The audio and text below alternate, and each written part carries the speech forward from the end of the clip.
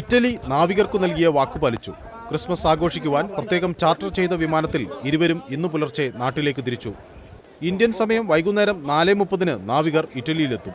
കോടതി നിർദ്ദേശിച്ച പ്രകാരം വിചാരണയ്ക്കായി നാവികർ മടങ്ങിയെത്തുക തന്നെ ചെയ്യുമെന്ന് ഇറ്റാലിയൻ കോൺസുൽ ജനറൽ ജിയാംപോലോ കുറ്റിലോ ആവർത്തിച്ചു. We are people of honor and once a commitment given we will stick to it.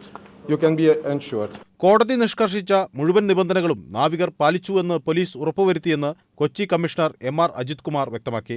The directions issued by the Honorable High Court in relaxing the bail conditions are being met by the Italians. ഇന്നലെ നെടുമ്പാശ്ശേരി വിമാനത്താവളത്തിലെ foreigners regional registration ഓഫീസിൽ എത്തിയ നാവികർ യാത്രയ്ക്കുള്ള നടപടിക്രമങ്ങൾ പൂർത്തിയാക്കിയിരുന്നു.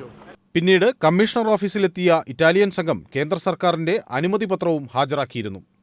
Manu Bharath, Kochi, India vision.